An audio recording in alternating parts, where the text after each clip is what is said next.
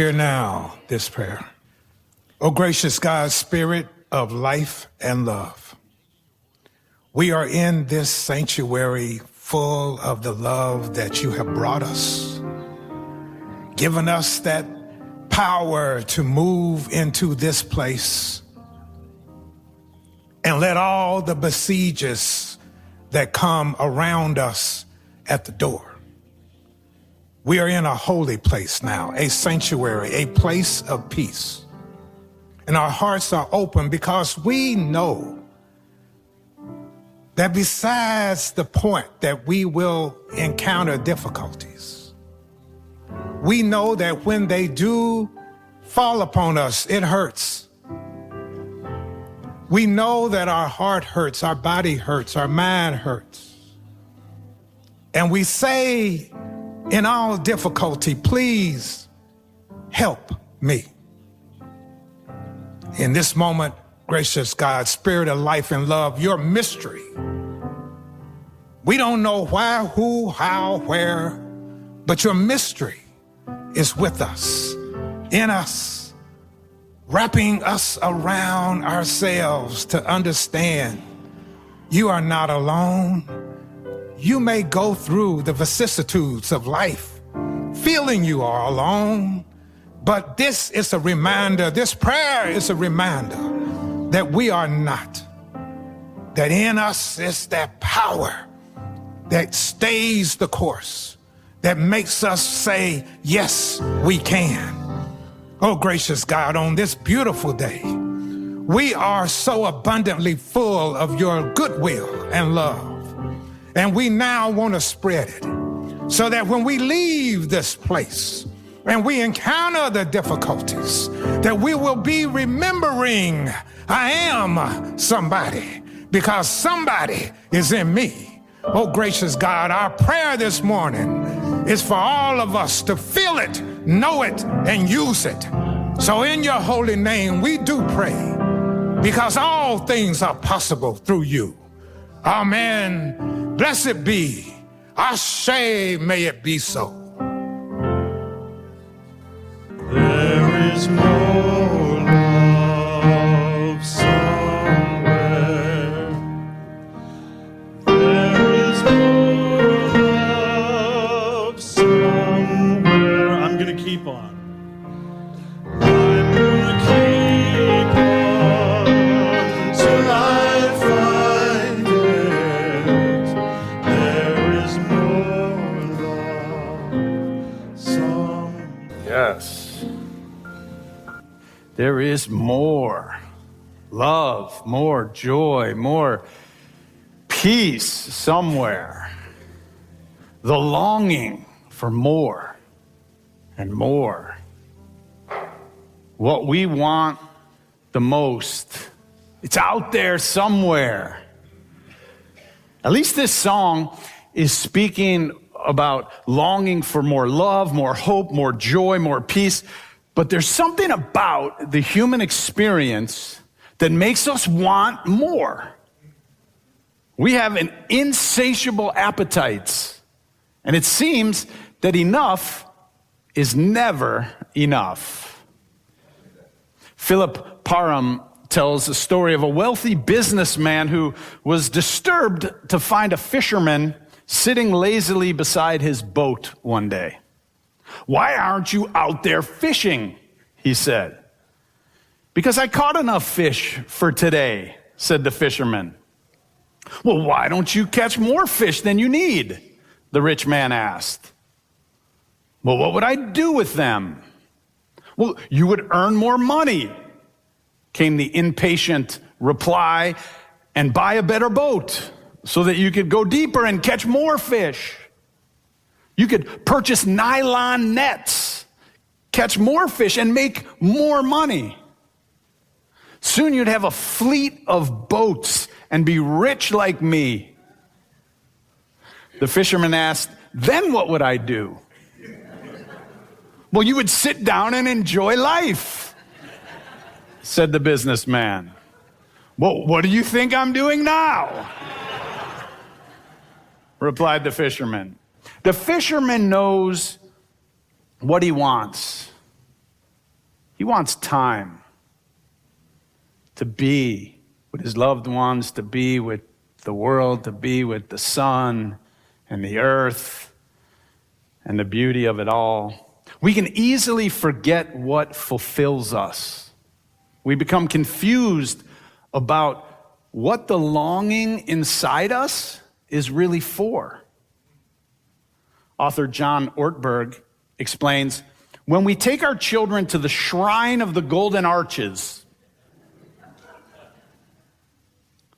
they always lust for the meal that comes with a cheap little prize. A combination christened in a moment of marketing genius, the Happy Meal. You're not just buying fries, McNuggets, and a dinosaur stamp. You're buying happiness.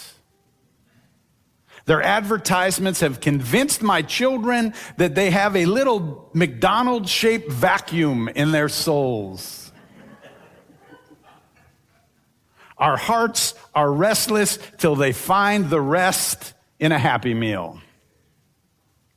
I try to buy off the kids sometimes, he explains. I tell them to order only the food, and I'll give them $1 to buy a little toy of their own. But the cry goes up, I want a Happy Meal. All over the restaurant, people crane their necks to look at the tight-fisted, penny-pinching cheapskate of a parent who would deny a child the meal of great joy. The problem with the Happy Meal is that the happy wears off, and they need a new fix. No child discovers lasting happiness in just one. Remember that Happy Meal? What great joy I found there? Words that have never been spoken. Happy Meals bring happiness only to McDonald's. Do you ever wonder why Ronald McDonald wears that grin? 2 billion Happy Meals, that's why. When we get older, we don't get any smarter. Our Happy Meals just get more expensive. Now, I like Ortberg's sentence, their advertisements have convinced my children that they have a little McDonald's-shaped vacuum in their souls. We're all trying to fill a hole inside us in different ways. I heard someone say, filling our angst with objects is the pathology of our times. It's easy to forget that we can't find what we're looking for in the refrigerator, in the liquor cabinet, or the mail, or the mall, or on the internet, or the casino. All these things can be okay as long as they're not being used as substitutes for what we really want and need. When we begin to try to fill our emptiness with material things, we are never sated. But any kind of greeds or compulsions are never about what they're about. They're about spiritual issues, like fear, loneliness, absence of meaning. These are the sources of our restlessness. The question is, your strategies for managing these human conditions, fear, anxiety, loneliness, absence of meaning, how are they working for you? Author James Hollis, in his book, A Life of Meaning, he talks of pilgrimage. Pilgrims, he says, are people going in search of something. They're not going somewhere looking for a job or fleeing war or poverty or pogroms. These are people heading on a journey seeking something special. He explains the casinos in Atlantic City and Las Vegas are the most visited places in the world in this regard. Only 2 million Muslims each year go on Hajj, the sacred pilgrimage to Mecca. Disney World sees a mere 12 to 15 million people per year in their theme parks. Las Vegas and Atlantic City see 30 to 36 million people apiece every year. Never before in history has there been a movement of humans this massive seeking something. We have to ask, what is it that motivates these pilgrims? The easy answers are a good time or money, but something deeper is going on. According to Hollis, it's three things. Like all pilgrims, they are seeking connection. Hollis reminds us that the word religion is a confession of disconnection. The root of the word religion means to reconnect or to bind back together. Next, he says that we're looking for something that lifts our life out of the ordinary. Before we stop breathing and this life is over, we want something special to happen. We want to transcend the ordinariness of this life. The third thing that pilgrims are seeking is transformation. Something that will make life better in some way. Now, of course, these three, connection, transcendence, and transformation, they're typically considered religious or spiritual needs. But if people are not finding these in contemporary religious institutions, then they will be looking for them elsewhere. And when we can't find what we're deeply longing for, it will somaticize. It will show up in the body as illness or pain or lethargy. It will show up as addictions. Or we will be looking for it in the external world through objects that we mistakenly project these deep desires onto. These are substitutes for what we really long for. If I just get that girl or that car or enough likes on Instagram, there are never enough likes. We will look for it on a gambling table or through sex or porn or alcohol and all kinds of places because we are restless. The hole that we're trying to fill comes from the wound of disconnection. Feeling unseen or not understood or being controlled or unloved. We have a core need for connection. And when it's not being met, we look for a way to fill the hole that's left. We will bond with a roulette wheel or a syringe. Anything we think will increase pleasure and reduce the pain of disconnection. The problem is that over time, these substitutes increase our isolation and our disconnection. Now, you may know that before I was a minister, I was a pharmacist. In my late teens and early 20s, I had a drug to kill every pain and solve every problem. At least I thought I did. But thankfully, I grew out of that way of life, and I found a strong sense of purpose and connection in ministry. I've never looked back. I wasn't a real pharmacist. I was a street pharmacist, just in case. I wasn't sure if everybody was. Make that clear. But I've never looked back. But a few years ago, I realized I had another kind of challenge. I started to attend Al-Anon meetings to help me to do a better job of maintaining my sanity, considering I have a few people in my extended family who actively wrestle with addictions.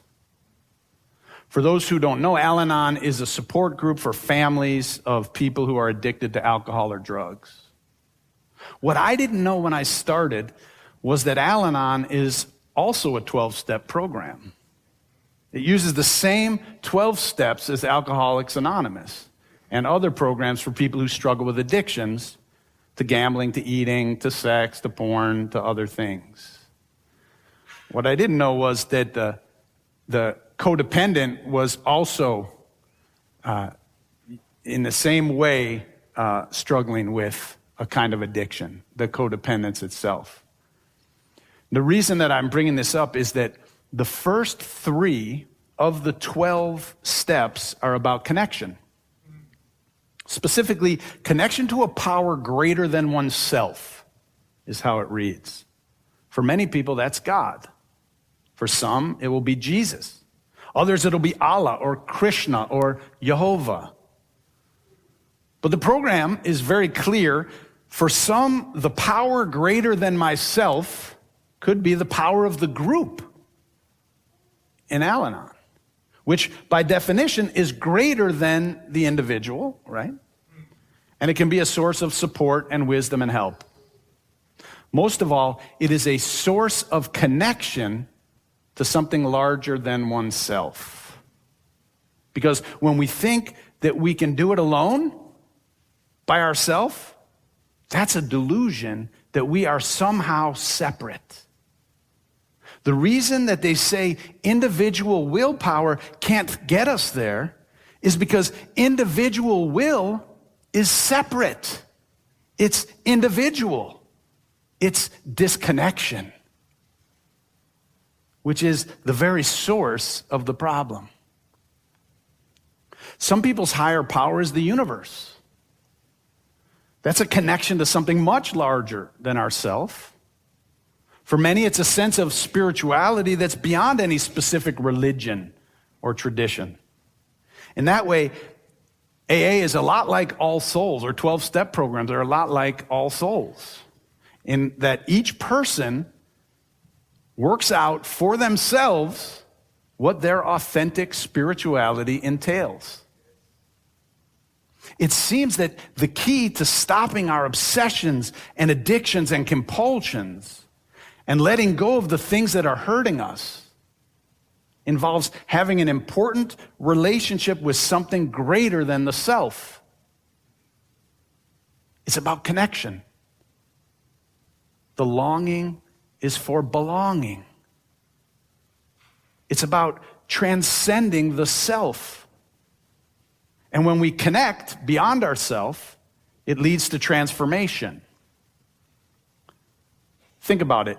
When we say, please love me, it is surrender. It is an admission that I can't do this life alone. I need others. I need something more than myself. It's a call back home to connection, to wholeness. We get caught up in this illusion that we're somehow separate from everything else and everyone else. When I put it in the simplest terms, it's a lot about making the decision to dedicate our life to the common good, to being a part of life, that part of life that brings about wholeness and connection, rather than the part of life that brings about brokenness and separation. The late spiritual teacher Bo Lazoff said, an undedicated life is filled with anxieties and headaches, unfulfilled ambitions and regrets. A conscious choice to dedicate our life to the good of all is something anyone can do, regardless of our station in life or our particular passions or talents or ambitions. It's about choosing what sort of person we want to be. It doesn't matter if we drive a bicycle or a Bugatti, or if we live in a garage apartment or a penthouse. One thing that universally brings a deep sense of fulfillment to people's lives from time immemorial is dedicating them to the greater good. Because it's an admission that we belong to one another. We belong to the earth. It's a recognition that we're not in this alone. We might have many different ways of living it out, many different ways of understanding these things, but we all find deep fulfillment when we dedicate our lives to that which is good. The Dalai Lama, when asked what surprised him most about humanity, answered, man, because he sacrifices his health in order to make money, then he sacrifices his money to recuperate his health, and then he's so anxious about the future that he does not enjoy the present, the results being that he does not live in the present or the future. He lives as if he is never going to die, and then dies, having never really lived. I invite you to intentionally make a decision to stop doing the things that are hurting you. If you are someone who struggles with the idea that your willpower is not enough, I want to suggest that you use a phrase that I heard from the meditation teacher Tara Brach. She says, think of it this way, not my will, my heart's will be done. If we follow our heart's will, our heart is connected to all life. The part of us that we know as our heart is filled with love. Our heart is the part of us that is dedicated to the common good of all. It cares. Why do I know that you can stop whatever it is that's hurting you? Because there is more love right here.